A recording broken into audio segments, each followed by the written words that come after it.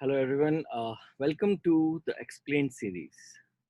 इस पूरे वीक बहुत ज़्यादा चर्चा रही है एक बहुत ही इम्पोर्टेंट वैक्सीन की, जो कि लाइक क्लेम कर रहे हैं कि वो जो वैक्सीन है वो दुनिया का पहला वैक्सीन है जो कोविड-19 के लिए बना है। और जिस कंट्री ने इस वैक्सीन को बनाया वो है रशिया। अब ये जो वैक्सीन है ये कितना कारगर होता है ये तो समय बताएगा, लेकिन इस वैक्सीन से रिलेटेड यूपीएससी सिविल सर्विसेज के लिए जो इंपॉर्टेंट चीज है वो आज हम यहाँ पे इस वीडियो में कवर करेंगे। और वो क्या चीज है? वो है what are the different type of vaccines and what are the different phases of vaccine, the trial जो एक वैक्सीन को मार्केट में लॉन्च करने के लिए पास करनी होती। So we will be talking about different type of vaccines and the different phases through which vaccine must pass. और अंत में हम थोड़ा सा रशियन वैक्सीन के बारे में बात करेंगे, किसने बनाया है और क्या टेक्नोलॉजी यूज करके बनाया है। तो चलिए चालू करते हैं लेक्चर को।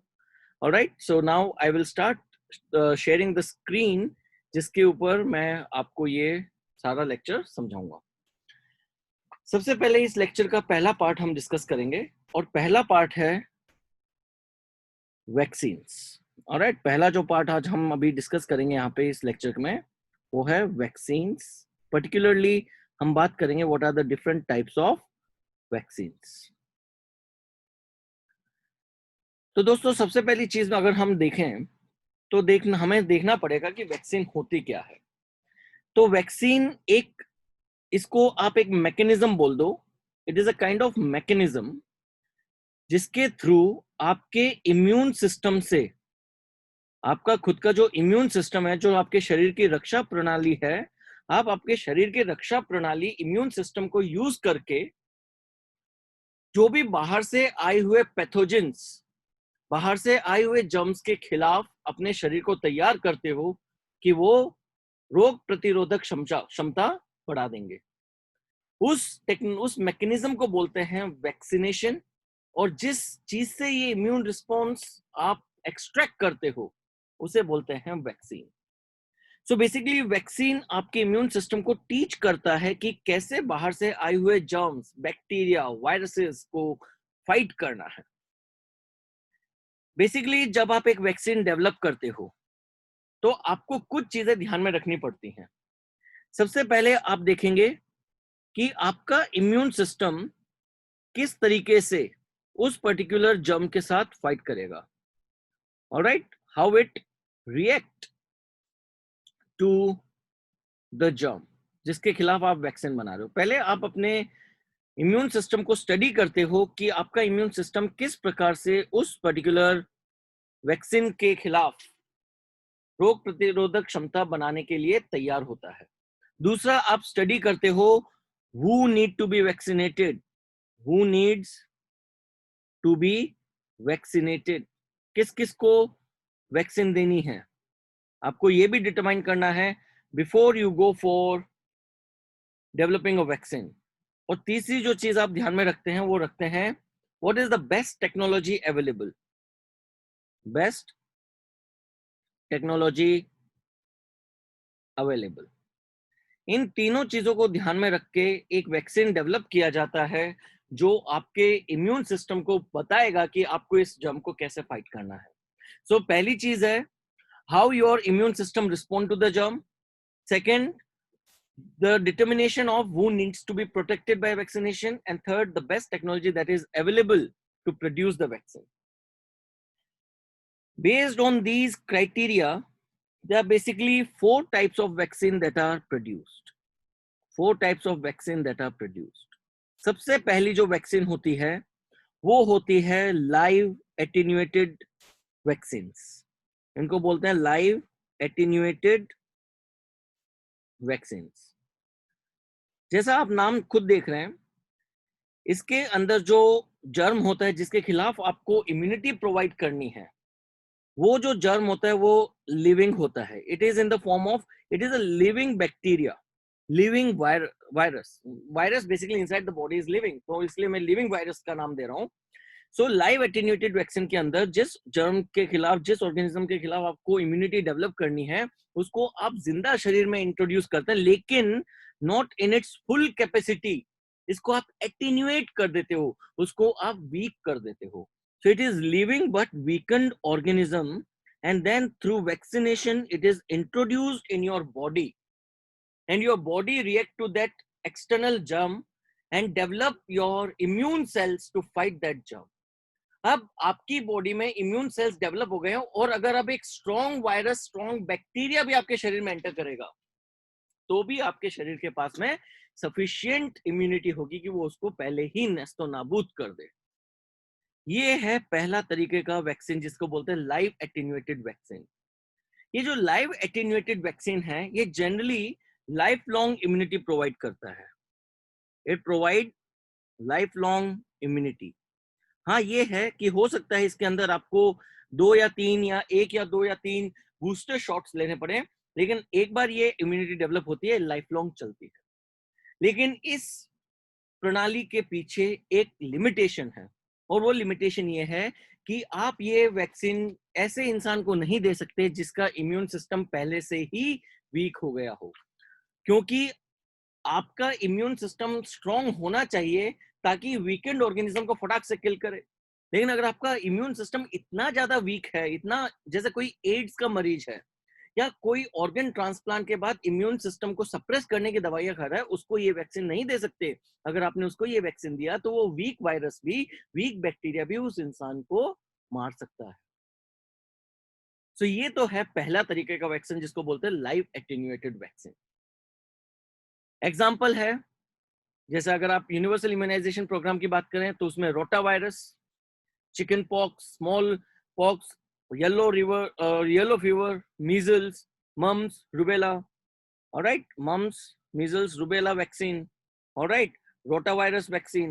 They are such vaccines which are developed by attenuating the living virus, living organism, and invoking an immune response. जो दूसरे तरह का जो दूसरे तरीके का वैक्सीन होता है, उसको बोलते हैं इनएक्टिवेटेड वैक्सीन. इनएक्टिवेटेड वैक्सीन के अंदर आप जिस जर्म के खिलाफ इम्यूनिटी डेवलप करना चाहते हो, आप उस जर्म को मार देते हो. You introduced in the body the dead organism so that it does not harm your body. लेकिन आपका इम्यून सिस्टम उस ऑर्गेनिज्म को आइडेंटिफाई करता है, चाहे वो मरा हुआ है, लेकिन आपका इम्यून सिस्टम एंटीबॉडीज डेवलप कर देगा. लेकिन एक बात ध्यान रखिएगा कि ये जो इनएक्टिवेटेड वैक्सीन है, it does not provide immunity as strong as the live vaccine. No immunity as strong as live vaccine. Live vaccine जितनी स्ट्रांग तो नहीं होती, लेकिन मिल जाती है इम्यूनिटी. लेकिन इस इम्यूनिटी के लिए you need several shots time after time. You need several shots time after time. जो तीसरे तरह का वैक्सीन है दोस्तों, उसको बोलते हैं basically subunit, that is known as subunit और रिकॉम्बिनेंट और polysaccharide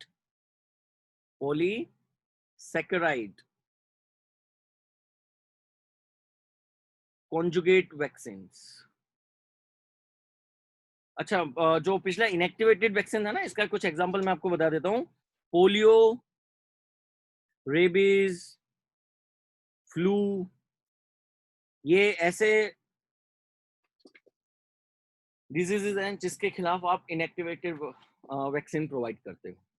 अब सब यूनिट, रिकॉम्बिनेंट और पॉलीसैकेराइड कॉन्जुगेट वैक्सीन होते हैं. इसके अंदर आप जर्म का एक पार्ट इंट्रोड्यूस करते हो. You introduce germ some part into the body so that your immune system only develop antibodies against those organisms which have these subunits. जैसे सपोज करो कि एक वायरस है, और वायरस के बाहर का जो कवर है वो शुगर का बना हुआ है. आपने ये शुगर मॉलिक्यूल्स, जिसका ये बाहर का कवर बना हुआ है, ये शरीर में इंजेक्ट कर दिए इंजेक्शन के थ्रू.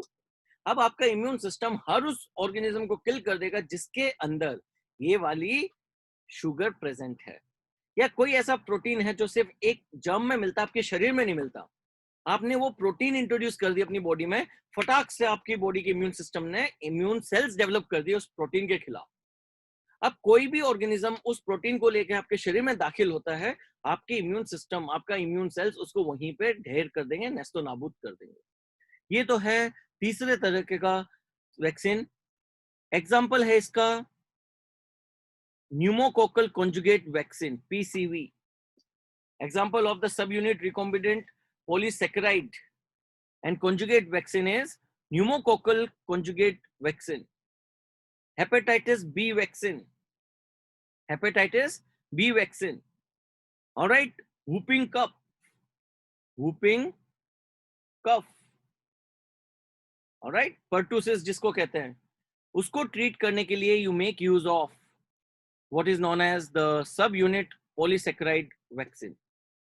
जो तो चौथी तरह का जो वैक्सीन है, the fourth type of vaccine, it is known as toxoid vaccine. It is known as toxoid vaccine. जो ये टॉक्सोइड वैक्सीन है दोस्तों, इसमें क्या होता है, इसमें आप ऑर्गेनिज्म को इंट्रोड्यूस नहीं करते। You do not introduce the organism in the body. What you introduce, जो ये ऑर्गेनिज्म टॉक्सिन आपकी बॉडी में प्रोड्यूस करता है, आप इस टॉक्सिन की स्मॉल अमाउंट, छोटी मात्रा शरीर में इंट्रोड्यूस करते हो, जिससे आपका जो इम्यून सिस्टम है वो इस जहर के खिलाफ जो है एंटीबॉडीज बना लेता है और ऑर्गेनिज्म का कोई असर नहीं पड़ता और धीरे धीरे आपका इम्यून सिस्टम उस ऑर्गेनिज्म को भी डिस्ट्रॉय कर देता है। This type of vaccine in which you use small amount of toxin produced by the microorganism, it is known as the toxoid vaccine. Example of toxoid vaccine is tetanus. Example of toxoid vaccine is diphtheria. ये दोनों vaccine जो लगते हैं, इसके अंदर आप weakened form of poison introduce करते हो, जिसमें आपकी बॉडी इम्यूनिटी डेवलप कर लेती। लेकिन ये लाइफ लॉन्ग नहीं होती, कुछ पीरियड के लिए होता है और उसके बाद आपको वापस से इंजेक्शन लगवाना होता है। जैसा अगर आपको याद हो तो जो आपका टेटनस का इंजेक्शन है वो 1 साल, 1.5 साल, 2 साल चलता है, उसके बाद वापस से आपको लगवाना होता है अगर आपकी कभी भी किसी लोहे की चीज से चोट या सट लग जाए। ठीक है, ये तो हुई बात दोस्तों कितने तरह के वैक्सीन हैं। अब हम बात करेंगे the different stages of the trial of vaccine. अब हम क्लिनिकल ट्रायल्स के बारे में बात कर लेते हैं, बहुत ही इंपॉर्टेंट टॉपिक है यूपीएससी सिविल सर्विसेज के लिए। तो किसी भी वैक्सीन का या कोई भी ऑर्गेनिज्म, कोई भी मैकेनिज्म आप ह्यूमन हेल्थ के लिए इंट्रोड्यूस करते हो, वो ऐसा नहीं कि आज डिस्कवर हुआ और कल ही आपने वो लोगों को देना चालू कर दिया। It takes a lot of time and lot of effort for that drug, that vaccine to come into market. It comes through various checks which are basically classified as the different phases of clinical trials. So अगर मैं different phases को बांटूं तो एक clinical trial के different phases हैं। जैसे सबसे पहले there is pre-trial analysis, या इसको बोलते हैं pre-clinical research. It is pre-trial or pre-clinical research. उसके बाद there is phase 0, then phase 1, phase 2, phase 3, phase 4. All right, so there are 5 different phases and the 6th phase is the preclinical research. जो preclinical research जिसको मैं PCR बोल रहा हूं, pre clinical research के अंदर आप सबसे पहले ये चीज एग्जामिन करते हो कि there are sufficiently good reason to believe कि एक नया टेस्ट और एक नया ट्रीटमेंट लोगों की हेल्थ केयर को इंप्रूव करेगा. In the pre clinical research you go for analysing the possibility of development of a new drug और अ न्यू वैक्सीन, कि ये वैक्सीन अगर डेवलप हो गया तो लोगों की हेल्थ में सुधार होगा.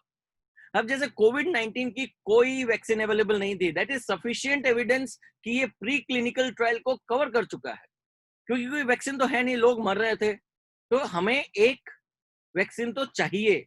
सो there is no PCR required for कोविड-19 and everyone started with phase 0 and now moving towards phase 4.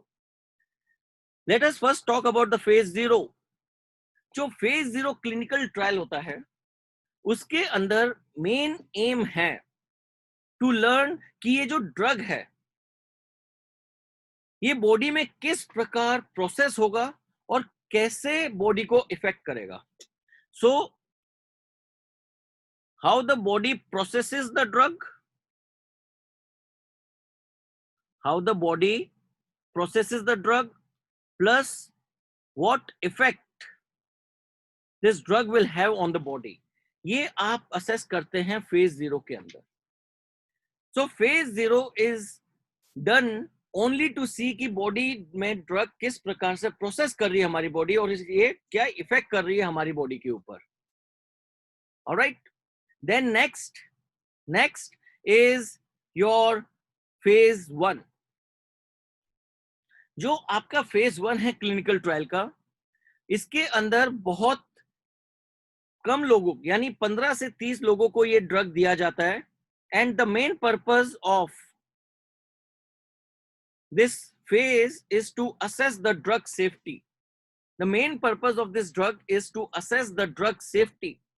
You go on increasing gradually the concentration of doses. You go on increasing gradually the concentration of the doses of the drug until and unless severe reaction is identified. So phase 1 में आप drug safety को assess करते हो और देखते हो कितनी मात्रा तक आपको ड्रग देना है. फेज 2 में भी आप ड्रग सेफ्टी को एनालाइज करोगे, लेकिन उसके साथ में आप ये भी देखोगे कि ड्रग उस डिजीज के खिलाफ लड़ रहा है. So in phase 2 you look at drug safety plus effectiveness of the drug.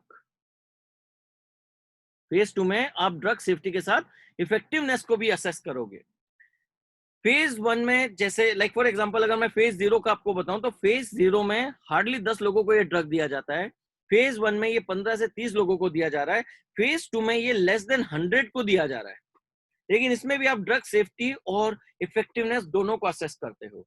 अगर ये चीज एंश्योर हो जाती है तो फेज 3 में you provide this drug to hundreds and thousands of people, and again the main purpose is to see whether the drug is working or not. यहाँ पे ड्रग सेफ्टी से ज्यादा इफेक्टिवनेस जरूरी है.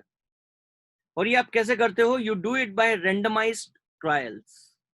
You do it by randomised trials कि हर तरह की जनता को लाइक एक रैंडम सैंपल क्रिएट करा जाता है जिसमें हर तरह की जनता होगी, हर वर्ष के हर आयु के लोग बाग होंगे और उनके ऊपर इस ड्रग का इंपैक्ट आप असेस करते हैं. इन ड्रग इन फेज 3 जो फेज 3 का डेटा होगा वो बहुत इंपॉर्टेंट होता है, because phase 3 data almost imply that the drug is successful. Coming to the last and the concluding trial जो इतना इंपॉर्टेंट नहीं है लेकिन फिर भी कंडक्ट किया जाता है. और फेज 4 के अंदर सारे के सारे जो टेस्ट आपने किए हैं फेज 1 से लेकर फेज 3 तक, सॉरी फेज 0 से लेकर फेज 3 तक, उनको आपके फेडरल ड्रग एजेंसी से अप्रूवल मिलती है फेज 4 के अंदर.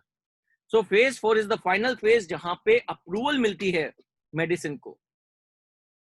उसके साथ साथ फेज 4 के अंदर कॉमन साइड इफेक्ट्स भी देखे जाते हैं कि जनता को क्या क्या कॉमन साइड इफेक्ट्स हुए हैं और उन साइड इफेक्ट्स को कैसे रिड्यूस करना है, दैट इज ऑल्सो असेस. सो एक वैक्सीन के बनने की जो जर्नी है बहुत लंबी होती है. फेज 0 से स्टार्ट होकर फेज 4 तक खत्म होती है. 6-7 साल ले लेते हैं एक नॉर्मल सर्कमस्टेंस में, लेकिन हमारे जो कोविड-19 के सर्कमस्टेंसेस है वो हमें 6-7 साल की लिबर्टी नहीं दे रहे और इस वजह से फटाफट quickly phase 1, phase 2, phase 3 complete किए जा रहे हैं. फेज 4 कई 2 ऐसे ड्रग हैं, जैसे चाइना ने एक ड्रग बोला है और अब रशिया एक ड्रग लेकर आ गया जो इन्होंने अप्रूव कर दिया, फेज 4 भी क्लियर कर दिया है. So these are the mechanism through which a drug is the drug has to pass to actually go for market opening of that drug. So ये 4-5 फेसेस हैं जो बहुत इंपॉर्टेंट है. अब हम बात करेंगे रशियन वैक्सीन के बारे में. जो रशियन वैक्सीन है जिसका नाम इन्होंने रखा है स्पुतनिक वी और Sputnik 5. Sputnik was the first satellite in the space which was sent by Russia. And जब भी कोई बहुत ही एक्साइटमेंट मोमेंट होता है उसको स्पुतनिक मोमेंट बोलते हैं। तो रशिया ने इस वैक्सीन का नाम स्पुतनिक 5 इसलिए रखा है क्योंकि पूरी दुनिया वैक्सीन से कोविड-19 से जूझ रही है और रशिया ने उसको उसका इलाज ढूंढ निकाला। It's a Sputnik movement for Russia और इसलिए इसका नाम रखा है स्पुतनिक 5। जो ये स्पुतनिक 5 है ये मॉस्को के गामलेया रिसर्च इंस्टीट्यूट ने बनाया है। Alright, it is produced by Moscow's Gamaleya research institute. और ये किस तरह का वैक्सीन है? This vaccine is basically referred to as viral vector vaccine. एक वायरल वेक्टर वैक्सीन के अंदर आप क्या करते हो? आप एक ऐसा वायरस लेते हो which is not harmful. You take a virus which is not harmful और उसको इस तरीके से मॉडिफाई करते हो कि जो आपका हार्मफुल वायरस है, जैसे कोविड-19 का जो वायरस है, कोरोना वायरस वैक्सीन है, जो कोरोना वायरस है उस जैसा उसको लुक में, प्रोटीन के कंपोजिशन में, शेप में आप उस वायरस को मॉडिफाई कर देते हो कि वो बिल्कुल कोरोना वायरस जैसा वायरस दिखता है और उसको फिर आप बॉडी में इंजेक्ट करते हो। बॉडी उस वायरस के खिलाफ इम्यूनिटी बनाती है और वही इम्यूनिटी कोरोना वायरस के खिलाफ भी काम करेगी। इस वैक्सीन को बोलते हैं viral vector vaccine. It is a live attenuated vaccine. लेकिन पूरी दुनिया अब इस संशय में है, इस डाउट में है कि क्या रशिया ने प्रॉपर सेफ्टी प्रोटोकॉल फॉलो किए हैं? क्या रशिया ने फेज 0, फेज 1, 2, 3, 4 सारे फेजेस पास करे हैं? क्योंकि रशिया ने जो ये वैक्सीन प्रोड्यूस की है इसके पीछे adequate amount of data available नहीं है। And because of all these apprehensions, despite Russia's claim, the world is a bit reluctant to believe that Russia has developed a vaccine. So that was all I wanted to talk to you about this in this video, about what are vaccines, type of vaccines. Then we also talked about the different phases through which a vaccine has to pass before entering the market. And we also talked a little bit about the Russia's vaccine, that is a viral vaccine, viral vector vaccine that has been developed against COVID-19 by Russia. I hope it was a good learning experience for you. Thank you once again for being patient and understanding this topic. My name is Akash. Have a great day ahead. Take care.